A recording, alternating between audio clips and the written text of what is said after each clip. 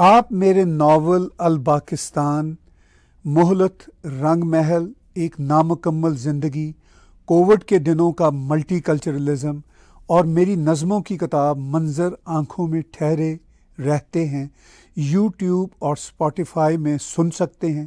جلد ہی یہ کتابیں آڈیبل کے پلیٹ فارم پر بھی دستیاب ہوں گی۔ یہ کتابیں اردو اور ہندی میں پبلش ہو چکی ہیں۔ اس کے ساتھ ساتھ میری آٹو بایوگرافی پاکستان میں ایک ہندوستانی کو بھی آپ یوٹیوب پر سن رہے ہیں۔ یہ کتاب بھی جلد ہی مکمل ہونے کے بعد پبلش ہو جائے گی۔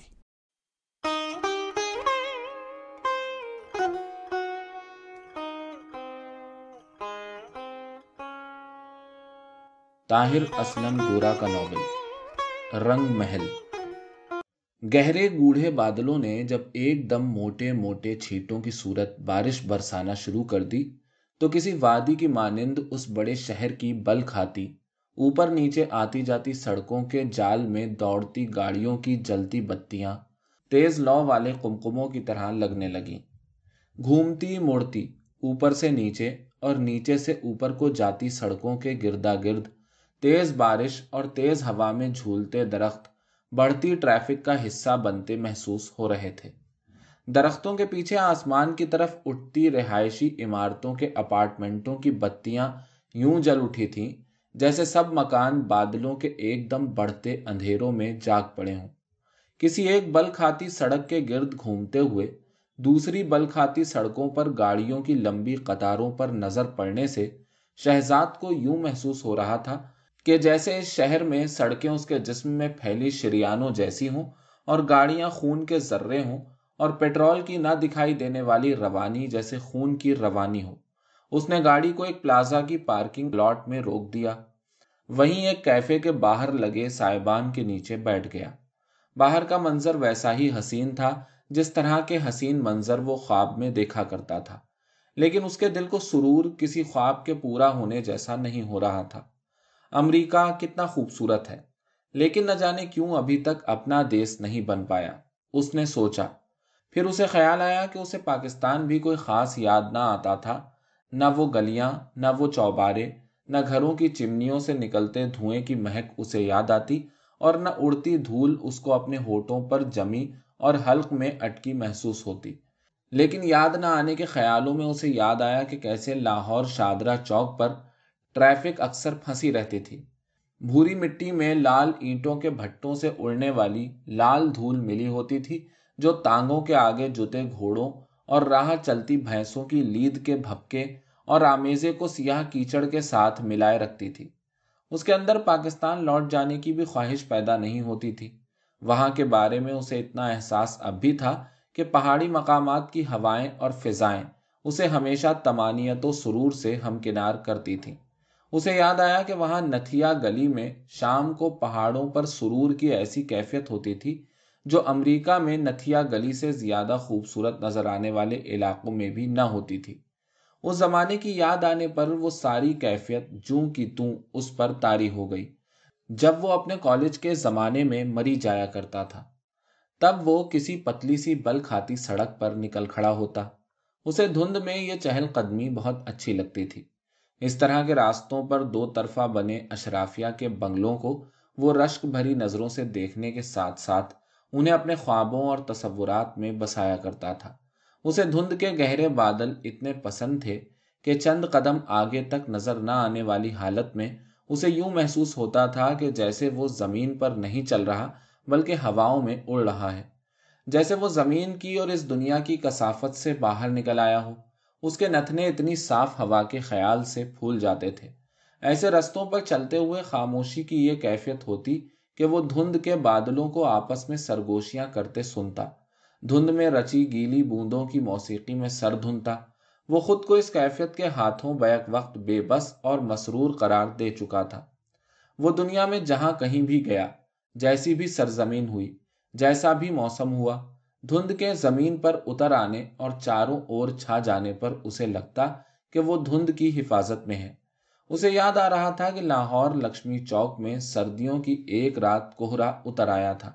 اس کوہرے نے کڑاہی گوشت، مرغ چھولے اور گردے کپورے کی سبھی دکانوں کے بڑے بڑے دیگچوں، تووں اور کڑاہیوں کے اوپر جلنے والے 500 واٹ کے بلبوں کو قمقمے بنا دیا تھا۔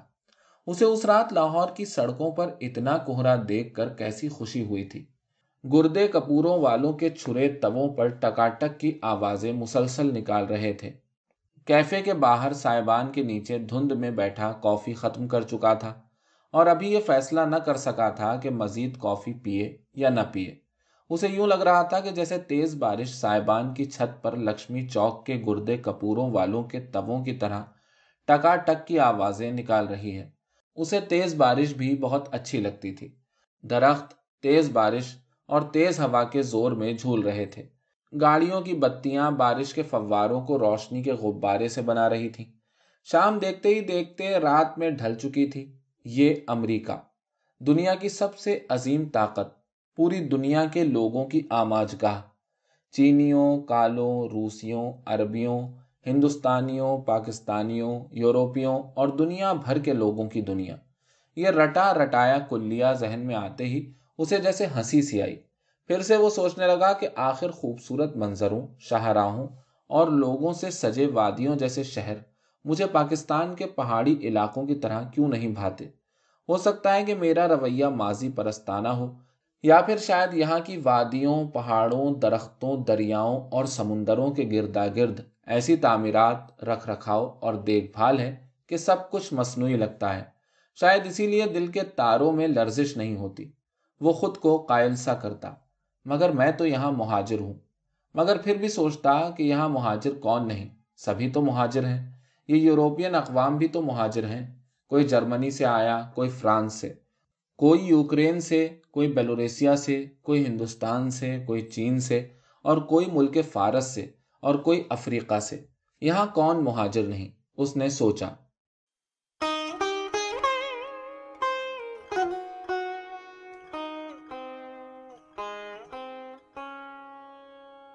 شہزاد نے چھٹی کے روز اپنی رہائش گاہ کے گرد سڑکوں پر پیدل گھومنے کی ٹھانی۔ سب سے پہلے اسے اپنی گلی سے سڑک پر نکلتے ہی احساس ہوا کہ اس کا رہائشی علاقہ بھی کتنا بارونق ہے۔ اسے اپنے آپ پر غصہ آیا کہ وہ ایسے ہی کافی ہاؤسوں کی تلاش میں دور دور کے علاقوں میں مارا مارا پھرتا ہے۔ اپنے آپ کو چاق و چوبند کرنے کے لیے سب سے پہلے وہ ایک کافی ہاؤس میں گھس گیا۔ کافی کا مگ لے کر وہ فٹ پاتھ کے ساتھ لگی کھڑکی کے ساتھ بیٹھ گیا۔ اسے سامنے اپنا اپارٹمنٹ اور بلڈنگ بھی نظر آ رہی تھی۔ تاحد نظر دکانوں کے سلسلے، سڑکوں پر ٹریفک کا مسلسل بہاؤ اور لوگوں کی ہر طرف چہل پہل سے زندگی یوں رواں دواں دکھائی دے رہی تھی جیسے وہ کوئی فلم دیکھ رہا ہو۔ اس نے کھڑکی سے فٹ پاتھ کی نظر آنے والی زمین، سڑک کے تارکول اور سامنے دکانوں کی اینٹوں پر ایک نگاہ ڈالتے ہوئے سوچا کہ کیا یہ واقعی وہی امریکہ ہے جو پاکستان سے بہت دور دکھائی دیتا ہے؟ یہاں کی زمین، اینٹیں، تارکول اور آسمان سب کچھ ویسا ہی تو ہے جیسا پاکستان میں ہے، لیکن اسے پاکستان اب دھندلا سا بھی یاد نہ آتا تھا۔ اسے اب یوں لگتا کہ بچپن سے انہی گلیوں، سڑکوں اور بلڈنگوں میں پلتا بڑھتا اور کھیلتا آیا ہے۔ اس نے ارد گرد بیٹھے لوگوں پر نظر دوڑائی۔ کافی ہاؤس کے کاؤنٹر پر اس کا ایرانی مالک کھڑا تھا۔ اس کے ساتھ ایک فلپینو لڑکی کیش رجسٹر پر کام کر رہی تھی۔ کچن کے اندر ایک پاکستانی لڑکا ڈونٹ بناتا نظر آیا۔ میزوں کے ارد گرد چینی شکل و صورت والے لوگ بیٹھے تھے۔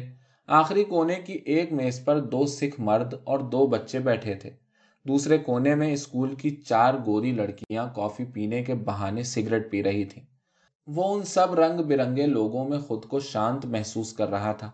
اسے خیال آیا کہ وہ پاکستانی ریستورانوں میں اس لیے جانے سے گھبراتا تھا کہ وہاں اسے اپنی طرح کے کنفیوزڈ لوگ نظر آئیں گے، مگر پاکستان کی روٹی اور سالن کی طلب اسے ہر دوسرے دن کسی پاکستانی ڈھابے نما ریستوراں میں لے جاتی تھی۔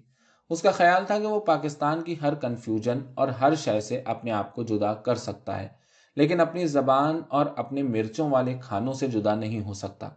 وہ اس کافی ہاؤس میں بیٹھے سڑک پار دوسرے کافی ہاؤسوں کے بارے میں یوں سوچ رہا تھا کہ جیسے وہ یہاں سے نکل کر ان میں سے کسی کی طرف چل پڑے گا۔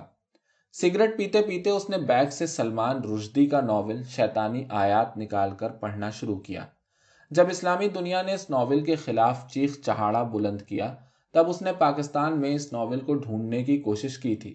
بالآخر بڑی مشکلوں سے کہیں سے مستعار لیا، لیکن 2 دنوں بعد واپس کرنا پڑا تھا کیونکہ اس کی مانگ بہت تھی۔ یوں وہ اس کے ابتدائی صفحات ہی پڑھ سکا تھا۔ آج اس کا کام نہ کرنے کا ایک مقصد یہ بھی تھا کہ گزشتہ کئی سالوں سے مطالعے میں نہ آ سکنے والا یہ مشہور ناول پڑھ سکے۔ اس نے ناول کھولتے ہی بے اختیار آس پاس دیکھا کہ کوئی اس کو گھور کر تو نہیں دیکھ رہا، لیکن اسے فوراً ہی خیال آیا کہ بھلا یہاں کسی کو کیا پڑی ہے۔ ساتھ والی میز کی لڑکیوں کو اس ناول کے وجود کا بھی علم نہیں ہوگا۔ وہ تو اپنی متواتر باتوں میں فک یو اور فکنگ ایس ہول کی گردان سے آگے نہیں جا رہی تھیں۔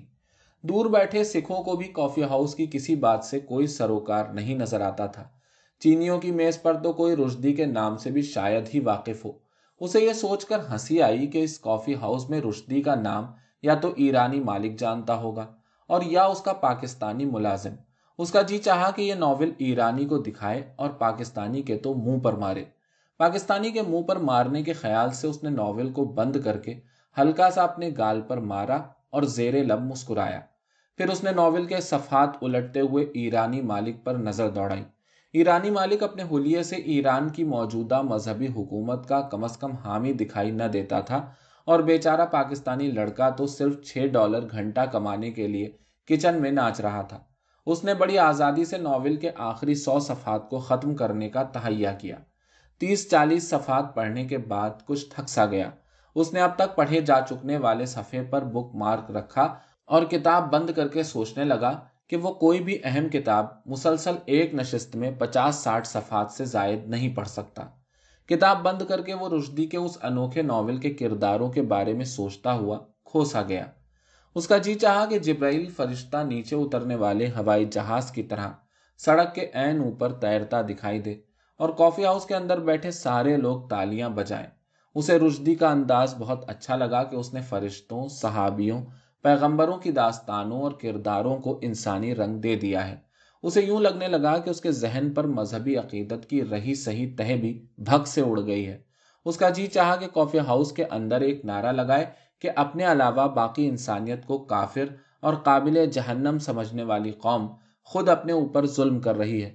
کافی ہاؤس کے اندر دنیا کی قومیت کے لوگوں پر دوبارہ نظر ڈال کر اسے تسلی ہوئی کہ وہ محفوظ جگہ پر ہے۔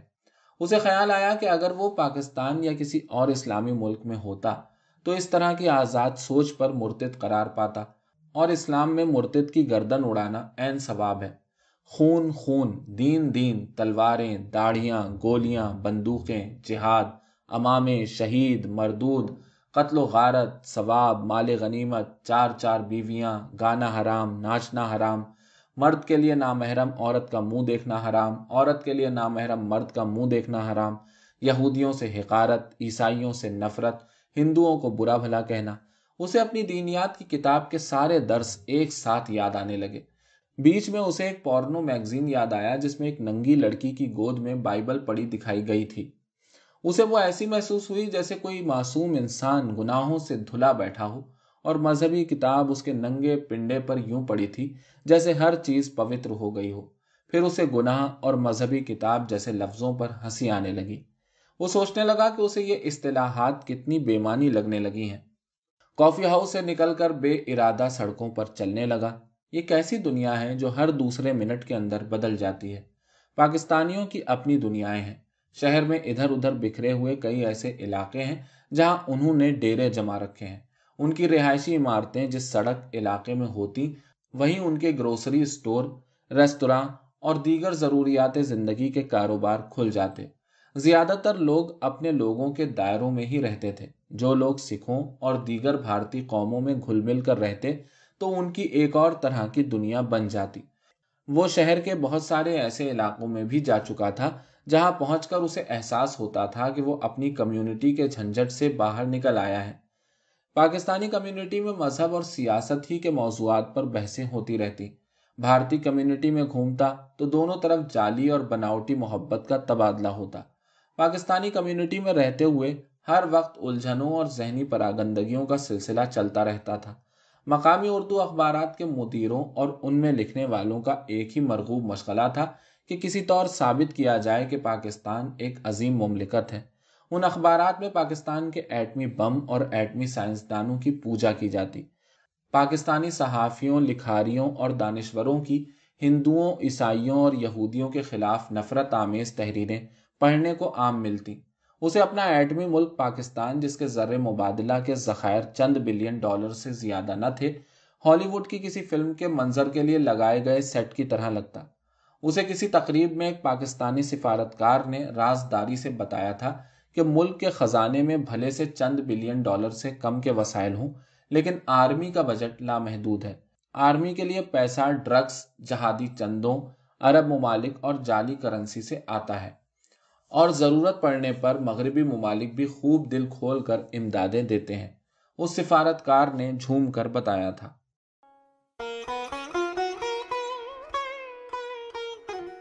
امریکہ میں چند ماہ رہنے کے بعد شہزاد واپس کینیڈا چلا آیا اور دوبارہ انہیں نت نئے لوگوں کے بیچ رہنے لگا۔ ان میں ایک چودھری صداقت بھی تھا۔ چودھری نے مالٹن کے گو اسٹیشن پر کھڑے ہو کر گو ٹرین کے سائن کے ساتھ اپنی فوٹو اتروائی۔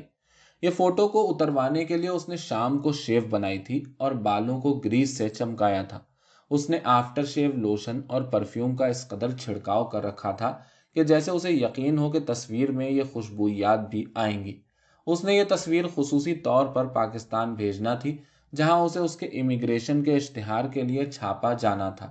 چودھری کو مقامی اخبار والے کا مشورہ تھا کہ ایک ایسی اسپیشل تصویر بنواؤ جو اس کے ہر اشتہار میں کام آئے۔ شہزاد چودھری کے چمکتے بالوں اور چیچک زدہ چہرے پر تازہ بنی شیف کو دیکھتے ہوئے سوچ رہا تھا کہ امریکہ سے کینیڈا پہنچ کر بھی ارد گرد کے لوگوں کا منظر نامہ وہی ہے۔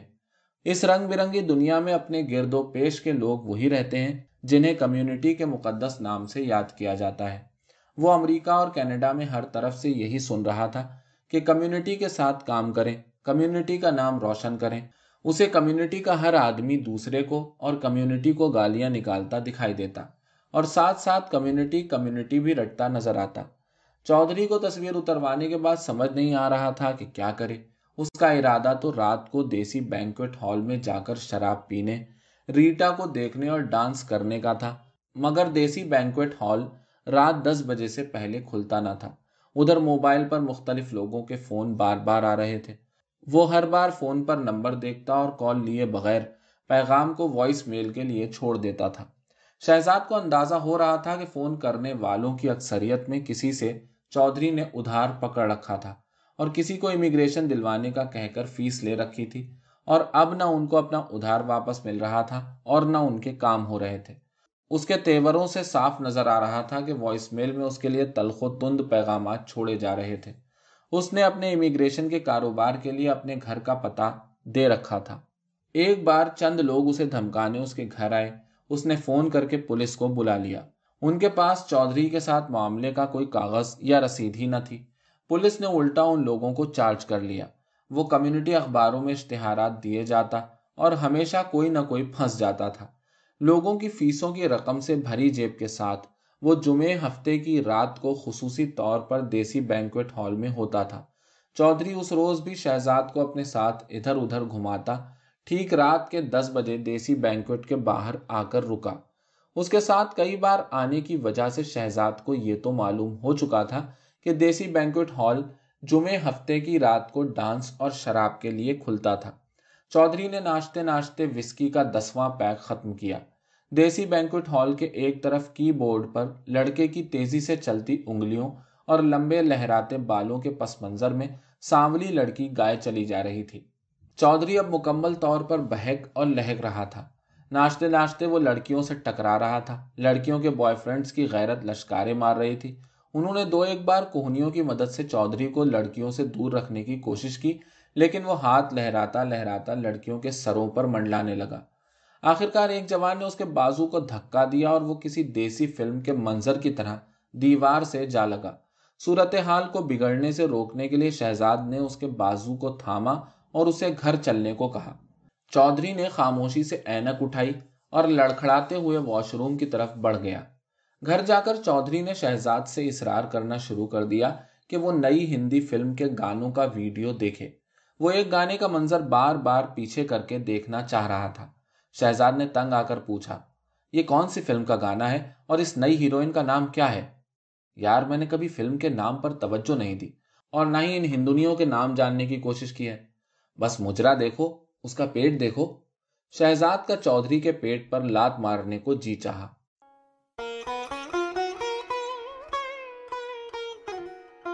کلب میں ناچتے لوگوں کے ہجوم میں ایک پتلی سی خوبصورت لڑکی ایک بوڑھے شخص کے ساتھ والہانہ طور پر ناچ رہی تھی. چودھری اور رانا کا مشترکہ خیال تھا کہ اگر لڑکی کی نظر ان پر پڑ گئی تو وہ بوڑھے شخص کے ساتھ ناچنا چھوڑ کر ان کی میز پر آ جائے گی. چودھری نے ابھی ایک پیگ ہی پیا تھا کہ اس نے مدہوش سے ہونے کا انداز اختیار کر کے لڑکی کے قریب ناچنا شروع کر دیا. شہزاد کو اندازہ تھا کہ مزید 2-3 پیگ پینے کے بعد چودھری کا کیا حشر ہوگا. شہزاد یہ سوچ کر مسکرایا کہ چودھری اور ان جیسے ایک پیگ بھی نہ پئیں تو بھی بدتمیزی اور بد سلیقگی کے معاملے میں کم نہیں ہوتے. چودھری اور رانا کے علاوہ شہزاد کے ساتھ صدیقی اور سنی بھی تھے. صدیقی کی گفتگو سے گمان ہوتا تھا کہ وہ پہلی بار کسی کلب میں آیا تھا. صدیقی کوک کی چسکیاں بھرتا لڑکیوں اور عورتوں پر تبصرے کیے جا رہا تھا کہ گوروں کی عورتیں کتنی فحش ہوتی ہیں. اتنے میں چودھری واپس آ کر بیٹھ گیا. صدیقی کی بات سن کر کہنے لگا کہ یہ صرف چودنے کے کام آتی ہیں. شہزاد کا جی چاہا کہ کسی دیسی فلم کی طرح میز الٹا کر جام ان سب کے منہ پر مارے اور دہاڑتا ہوا باہر نکل جائے، لیکن عملی طور پر اس نے فقط ناخوشگواری سے پہلو بدلا. اسے چند روز قبل چودھری کے ساتھ ہونے والا اپنا مکالمہ یاد آ رہا تھا، جب چودھری اسی طرح کی باتیں کر رہا تھا کہ اس نے فقط اتنا کہا تھا کہ چودھری یہ عظیم لوگ ہیں جن کی عورتوں کو بھی جینے کا ویسا ہی حق ہے جیسا مردوں کو. جواب میں اس نے کہا تھا ہماری عورتیں بہت عزت دار ہیں، وہ گھر کی عصمت کی رکھوالی ہیں. شہزاد کا تب بھی جی چاہا تھا کہ چودھری کے گھر میں موجود اس دفتر نما میز کو الٹا دے یا پھر چیخ چیخ کر گلا پھاڑے، لیکن اس نے تب بھی لمبا سانس لیا تھا اور چودھری کے ساتھ موضوع بدل کر باہر نکل گیا تھا. چودھری نے جب تیسرا پیک ختم کیا تو وہ رانا کو بازو سے گھسیٹتا ہوا لوگوں کے ہجوم میں ڈانسنگ فلور کے اندر ہی اندر گھستا چلا گیا. شہزاد نے ان کے یوں گواروں کی طرح گھسنے پر کئی لوگوں کے ناگوار تاثرات دیکھے. اچانک ایک مشہور اسپینش گانا شروع ہوا تو لوگوں کے ناچ میں مزید والہانہ پن آ گیا. اس موسیقی کے ساتھ لوگوں کے ناچ میں تیزی آئی تو صدیقی سنی سے پوچھنے لگا کہ تم بیئر کیوں پیتے ہو؟ یہ تو حرام ہے. اتنی خوبصورت موسیقی کے ردم میں خوبصورت لوگوں کے خوبصورت رقص کے دوران صدیقی کا یہ جملہ سن کر شہزاد کا جی چاہا کہ صدیقی کو کمر سے پکڑ کر باہر نکال دے اور باہر کی سیڑھیوں پر کھڑا ہو کر صدیقی سے کہے فک یور حرام حلال، اور ساتھ ایک لیکچر سا سنائے کہ تم لوگ کلبوں کو مسجد سمجھ کر کیوں آتے ہو. تم زندگی کو کبھی بھی سمجھ نہیں سکتے اور سمجھنا بھی نہیں چاہتے. تم لوگ شمالی امریکہ سے چلے جاؤ، 21ویں صدی کو چھوڑ کر وقت کے کسی پرانے کنویں میں کود جاؤ.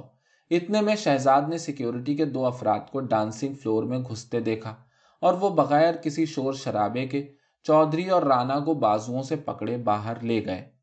آخرکار چودھری کو کسی ولایتی کلب میں جانے کا شوق نہ رہا اور نہ کوئی ولایتی کلب اسے گھسنے دیتا تھا. اس کا اب بھی کلبوں میں ہر ناشتی لڑکی کے بارے میں یہی خیال تھا کہ وہ یا تو طوائف ہے یا پھر ہر راہ جاتے کے ساتھ سونے کی شوقین ہے.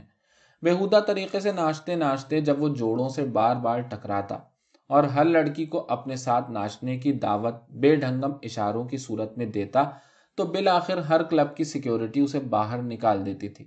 شہزاد کا خیال تھا کہ وہ مسلسل کئی بار اپنی دیسی انا کے مجروح ہونے پر انگریزوں کے خلاف ہو گیا تھا. چودھری شمالی امریکہ میں بسنے والی تمام سفید اقوام کو انگریز ہی کہتا تھا. اب چودھری شراب پی کر گوروں کے خلاف گالیاں بکتا اور اسلام کی خوبیاں گنواتا تھا.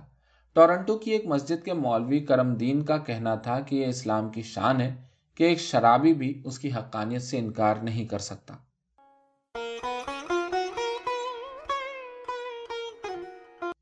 شہزاد کی آنکھ شام ڈھلے لگ گئی تھی.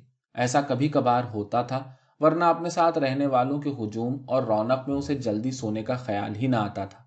ٹیلی ویژن کے بدلتے چینل، گھر میں رہنے والے 6 لوگوں کے مختلف اوقات میں کام سے آنے جانے کی چہل پہل، بار بار باتھ روم کا دروازہ کھلنا بند ہونا، پانی کی ٹوٹیاں چلنے کا شور اور فلش کی ٹنکی سے پانی نکلنے کی جھٹکے دار آواز جو فوراً ہی دوبارہ پانی بھرے جانے کی آواز میں بدل جاتی تھی. مختلف اوقات میں آنے والے لوگ باتھ روم سے فارغ ہونے کے بعد باورچی خانے میں گھستے اور فریج سے اپنا کھانا نکال کر گرم کرنے یا کسی تازہ بنی ہوئی ڈش پر ہاتھ صاف کرنے لگتے۔ کوئی کھانا لے کر باورچی خانے کے ساتھ لگی میز پر بیٹھ جاتا اور کوئی اپنی پلیٹ اٹھا کر بے ترتیب لاؤنج میں آ جاتا، جہاں ان میں سے کوئی نہ کوئی بیئر یا وسکی پی رہا ہوتا۔ کھانا کھا چکنے والوں یا کھانا کھانے والوں کے لیے چائے کا پانی ہر وقت کیتلی میں ابلتا رہتا۔ پانی کے ابلنے کی آواز بھی کچن میں گھسنے والوں کو ضرور سنائی دیتی تھی۔ لاؤنج میں بیٹھنے والوں کو کچن سے پلیٹوں، چمچوں کی کھنک اور سنک میں پانی گرنے کی آواز بھی متواتر آتی رہتی۔ اس شور شرابے میں اکثر سونے کی ضرورت اور خواہش کے باوجود جلدی سونے کو جی آمادہ نہ ہوتا تھا۔ لیکن اس روز شہزاد کی آنکھ شام ڈھلے ہی لگ گئی تھی۔ وہ اپنے چھوٹے سے کمرے میں گیا، معمول کے برعکس کمپیوٹر چالو کر کے اپنی ای میل بھی نہ دیکھی اور دھڑام سے بستر پر گر گیا۔ لیٹتے ہوئے اسے خیال آیا کہ ابھی تو مقصود اور سعید کام سے نہیں لوٹے۔ وہ سعید سے ایک ضروری بات کرنا چاہتا تھا، لیکن بات کا خیال بھی ایک ہیولے کی طرح دماغ میں دھندلا گیا اور آنکھ لگتی چلی گئی۔ البتہ بعد میں یہ طے ہوا کہ بے وقت سونے کی وجہ سے بے وقت آنکھ کھل بھی گئی۔ ابھی اس نے پوری طرح آنکھیں کھولی بھی نہ تھیں کہ کھڑکی کے شیشے سے نظر آنے والے باہر کے اندھیرے نے احساس دلایا کہ ابھی دن نہیں نکلا۔ تاریک کمرے میں یہ بھی معلوم نہیں ہوتا تھا کہ رات کا کیا بجا ہوگا، شاید 2 بجے ہوں۔ وقت کا اندازہ کرنے کی خاطر اس نے اپنے کمرے سے باہر لاؤنج اور باورچی خانے سے آنے والی آوازوں پر کان دھرے۔ ٹی وی کی آواز، فلش کا پانی، سنک کی کھلتی یا بند ہوتی ٹوٹی، کسی آواز کا وجود نہ ملا تو اس نے خیال کیا کہ شاید 2 بجے کے بعد کا وقت ہے۔ وہ ابھی یہ فیصلہ بھی نہ کر پایا تھا کہ اٹھے یا مزید سو جائے۔ بے سود لیٹے لیٹے یہ طے کر سکا کہ چند منٹ میں پیشاب کرنے کی غرض سے اٹھے گا، مگر ابھی تک اپنے اندر پوری بیداری کو جگا نہیں سکا تھا۔ بے سود لیٹے لیٹے حواس کچھ اور بیدار ہوئے تو سب سے پہلے لرزتی دھمکتی بجلی کے شور نے آ لیا۔ اچانک ہی بارش کے موٹے چھینٹے کھڑکی کے شیشوں پر کنکریوں کی طرح برسنے لگے۔ اب اس کا دھیان اور سارے حواس تیز ہوا کے طوفان اور بارش کے چھینٹوں پر مرکوز ہو گئے۔ اس کا ابھی تک بستر چھوڑنے کو جی نہ چاہ رہا تھا۔ بارش کے چھینٹے شیشوں سے ٹکرانے کے ساتھ ساتھ باہر کی راہداری کی لکڑی کی چوکھٹ پر گرنے کی کھوکھلی سی آوازیں بھی پیدا کر رہے تھے۔ تاریک کمرہ، تیز ہوا کے طوفان کی شوں شوں، بارش کے موٹے چھینٹے۔ اس کے دماغ میں شام سونے سے پہلے خبروں میں دکھائی جانے والی افغانستان کی تباہی کی فلم چلنے لگی۔ لیٹے لیٹے اسے یوں لگنے لگا کہ جیسے بارش کے یہ چھینٹے امریکی بموں اور طالبان کی توپوں سے داغے گئے گولوں کی آگ کے اوپر پڑ رہے ہیں۔ اس کے لاشعور سے شعور کی طرف سفر کرتی افغانستان کے بارے میں ایک دستاویزی فلم موہن جوداڑو کے دفن شدہ شہر کی فلم جیسی محسوس ہونے لگی۔ یوں جیسے کوئی شہر اجڑ کر تباہ ہو جائے، جس کا ہر گھر یوں دکھائی دے کہ جیسے کسی کی چھت ہی نہیں، آدھی دیواریں ٹوٹی پڑی ہوں، کچی گلیاں، ٹوٹی دیواریں، ادھڑی چھتیں، خستہ حال لوگ، مرد داڑھیاں بڑھائے، شٹل کاک برقعوں کے اندر لپٹی عورتیں، غیر ملکی کیمروں کو پھٹی آنکھوں سے دیکھنے والے بچوں کی شبیہ ہیں۔ فلم کے دوسرے حصے میں پتھریلا پہاڑی علاقہ جس کے کسی بڑے سے پتھر کے ساتھ اگے ٹنڈ منڈ پودے کی ٹوٹی شاخوں کے تیز ہوا میں جھولنے کا منظر۔ اسے افغانستان کا ہر منظر کسی قبرستان جیسا تاثر دے رہا تھا۔ اس تاثر کے ساتھ ہی اس کی آنکھوں کی پتلیوں میں پاکستان کے اندر ملاؤں کے نکالے ہوئے جلوسوں کے بینرز پھرنے لگے۔ بنے گا افغانستان امریکہ کا قبرستان۔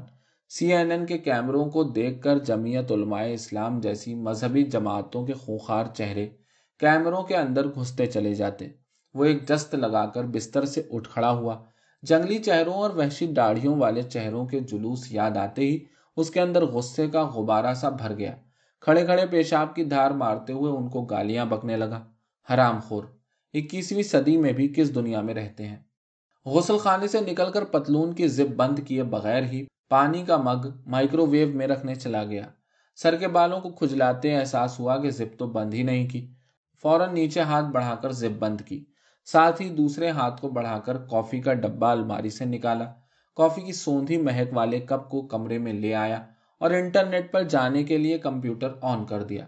جلدی اٹھ جانے کو غنیمت جانتے ہوئے 2-3 گھنٹے دنیا بھر کے اخباروں پر صرف کرنے کا طے کیا۔ سب سے پہلے اس نے اپنی ای میل دیکھی تو حسب معمول جہادی گروپوں کے اراکین کی طرف سے ای میلوں کا تانتا بندھا تھا۔ جہادی گروپوں کے ہر ممبر کی ای میل اسی پیغام پر مبنی تھی کہ افغانستان اور پاکستان کے طالبان امریکہ، اسرائیل، بھارت اور مغرب کو تباہ کر دیں۔ نیز جہاد ہی اصل مقصد حیات ہے۔ ایک ای میل میں لکھا تھا، بردرز اینڈ سسٹرز، ماشاء اللہ ہم ایک سنہری دور میں کھڑے ہیں۔ طالبان کی پسپائی سے ہمیں دل برداشتہ نہیں ہونا چاہیے۔ اصل میں طالبان کی پسپائی نہیں ہے، بلکہ ہم سب کے صبر کا امتحان ہے۔ ہمیں پیغمبر کے واقعات سے خاطر جمع رکھنی چاہیے کہ جنگیں کبھی تعداد پر نہیں جیتی گئیں، بلکہ اعتقاد کی بنیاد پر جیتی گئی ہیں۔ یوشع بن نون نے 80,000 سپاہیوں کے ساتھ جنگ کا آغاز کیا، لیکن اللہ کی طرف سے امتحان کے سبب ان کے فقط 314 سپاہی ساتھ رہ گئے۔ اکثر مارے گئے اور کئی فرار ہو گئے، لیکن آخر خدا نے انہیں نصرت سے ہمکنار کیا جب ان مٹھی بھر سپاہیوں نے جالوت اور ان کے لاکھوں سپاہیوں کو شکست فاش دی۔ ایک دوسری ای میل میں یہ پیغام تھا، یہ بہت دکھ کا مقام ہے کہ اسلام کو امریکی سیاستدانوں، یہودیوں اور ہندوؤں کی طرف سے ہی نقصان نہیں ہوا، بلکہ مسلمانوں کے اندر سے بھی کافی نقصان پہنچا ہے، ورنہ طالبان جنہوں نے اللہ اور قرآن کی خاطر اپنی عورتوں، بچوں اور گھر بار کو چھوڑا، یوں اپنے مسلمانوں کی سازشوں کا شکار نہ ہوتے۔ ایک اور ای میل میں لکھا تھا، جہاد کے بارے میں بات کرنا کافی نہیں، بلکہ ہمیں عملی طور پر میدان جنگ میں ہونا چاہیے تھا۔ مصر کے علماء نے امریکہ کے خلاف اعلان جنگ کر رکھا ہے، لہٰذا ہر مسلمان کا فرض ہے کہ اس اعلان جہاد میں حصہ لے۔ ایک ای میل میں ایک بردر نے جہاد میں عملی طور پر حصہ لینے کے بارے میں پوچھا تھا کہ اس میں بھرتی کیسے ہوا جا سکتا ہے۔ جواب میں دوسری ای میل تھی جس میں دوسرے بردر نے جہاد میں بھرتی ہونے والوں کو دعوت دی تھی کہ عملی جہاد میں شرکت کے خواہش مند حضرات اس سے فوری رابطہ کریں۔ ایک ای میل شیخ حمود کے طویل فتوے پر مبنی تھی جو 2 رمضان کو جاری ہوا تھا، جس کا لب لباب یہ تھا کہ ایمان نہ رکھنے والے امریکہ جیسے ممالک پر جہاد فرض ہے اور طالبان کا ساتھ دینا ضروری ہے۔ اسی طرح کی ایک اور میل میں یہ پیغام تھا، جہاد ہر مسلمان پر فرض ہے، جہاد زندگی اور موت کی لڑائی ہے، شہید یا غازی ہونا اس کے ثمرات ہیں، لہٰذا ہم سب کو اللہ اور صرف اللہ کے لیے وقف ہو جانا چاہیے۔ افغانستان، فلسطین اور کشمیر میں امریکہ اور عالم کفار کا جو ظلم ہے، اس کے خلاف ڈٹ جانے کے لیے ضروری ہے کہ ہم میدان جہاد میں عملی طور پر اتر آئیں۔ اس پیغام کے جواب میں خلاف توقع ایک مختصر ای میل تھی جس میں کہا گیا تھا کہ شاید ایسے ہی لوگوں نے معصوم جوانوں کو افغانستان میں مروا دیا ہے۔ ان جہادی پیغامات سے ہٹ کر بھی چند ایک ای میل تھیں۔ امریکہ میں مقیم ایک مسلم بردر کا پوری امہ سے جمہوریت کے بارے میں تبادلہ خیال تھا۔ جب میں امریکہ میں مساجد کی انتظامیہ کو اراکین پارلیمنٹ کے انتخابات کے لیے بھاگتے دیکھتا ہوں تو میرا ایمان متزلزل ہو جاتا ہے۔ یہ عمل میرے جذبہ توحید کو بے چین کرتا ہے کہ ہم کفار کے ساتھ روابط کیوں بڑھاتے ہیں اور ہم کفار کی دنیا میں کیوں بڑھ چڑھ کر حصہ لیتے ہیں۔ ہم امریکہ میں کفار کی پالیسی کو دیکھتے ہیں کہ یہاں کفار مسلمانوں کو غیر عملی بنائے جا رہے ہیں۔ آج امریکہ کے مسلمان کام کے پیچھے بھاگ رہے ہیں، کام سے گھر کو جاتے ہیں اور صرف جمعے کو مسجد نظر آتے ہیں۔ کیا یہ اسلام ہے؟ یہ اسلام ہرگز نہیں۔ مسلمانوں کو یہ بات سمجھ لینا چاہیے کہ کفار کی جمہوریت اور طریقہ زندگی اسلام سے متصادم ہے۔ ایسے پیغامات پڑھتے ہوئے کئی دفعہ سوچتا کہ ان سب گروہوں کی ای میل کو بلاک کر دے، لیکن پھر ان کے شدت پسند خیالات سے لمحہ بہ لمحہ آگہی کو ضروری سمجھتا، اور یہ بھی سوچتا کہ ایسے لوگ تو اس کو امریکہ، کینیڈا میں ہر جگہ نظر آتے ہیں۔